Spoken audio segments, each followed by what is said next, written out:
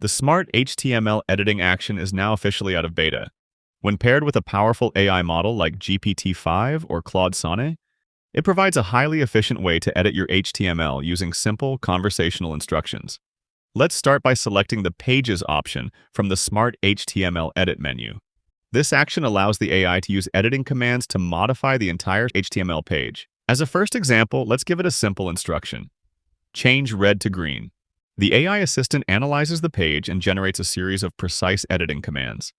Instead of rewriting large chunks of code, it efficiently targets only the necessary class names on each element.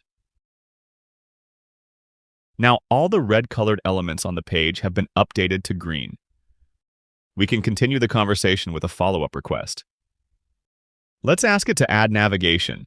Using follow-up prompts is more cost-effective than starting a new task each time. This is because the AI caches the initial page context, which reduces token usage on subsequent requests. Just like that, a navigation menu is added to the top of our page. Let's try another follow-up. Swap 2 and 4 gallery items. The AI correctly moves the image elements.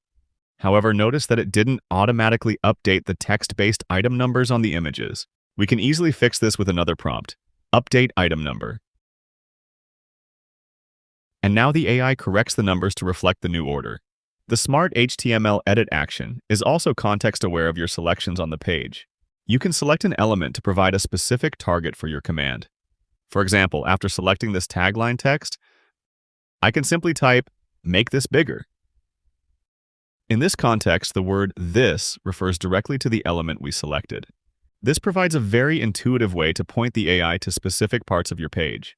So far, we have been using the Smart HTML Edit Pages action, which considers the entire document for context. However, when your edits are confined to a single section, like this footer, it is more efficient to switch to the Smart HTML Edit Element action.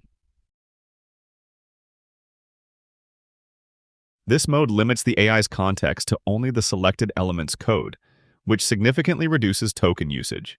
Now, with the footer selected, let's run the prompt Add Social Links. And there they are, added neatly inside our footer. It is important to note that in element mode, you can't refer to a selected element in your prompt, because the entire operation is already scoped to the element you chose before starting the task. As a general guideline, use the Pages action for broad, site-wide changes that might affect multiple sections. For targeted modifications within a single container, the element action is the more efficient choice. With multiple follow-ups, the conversation can become quite complex as the AI has to keep track of all previous changes. If you ever find that the AI produces inconsistent results after many prompts, it's best to click New Task to clear the context and start fresh. Go ahead and try the Smart HTML editing actions for yourself.